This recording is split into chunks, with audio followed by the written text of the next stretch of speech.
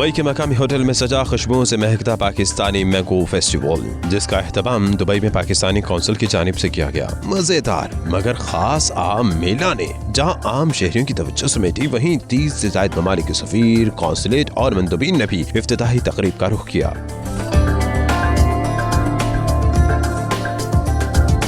मेले में सिर्फ आम ही नहीं थे, बल्कि यहाँ आम से बनी 200 से ज्यादा डिशेस भी रखी गई। शुरका ने आइसक्रीम, मूस, ट्रैफल, पुडिंग, सलाद और मिल्क शेक पर खूब हाथ साफ किए। शुरका ने मैंगो डिशेस को खूब सराहा, जिसमें मैंगो कड़ाही, मैंगो कोरमा, मैंगो फिश काबिल जिक्र थी। We have been hearing about Pakistani mango, so this is the first time where we come and test it first hand from the real source. Very tasty, and I look forward to enjoy it as well.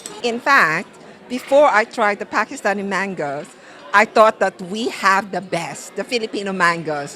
However, I tried the Pakistani mangoes, and they are so sweet. आमों की सबसे बेहतरीन variety Pakistan में पाई जाती है। खुशबुओं से महकता ये festival 13 जुलाई तक जारी रहेगा।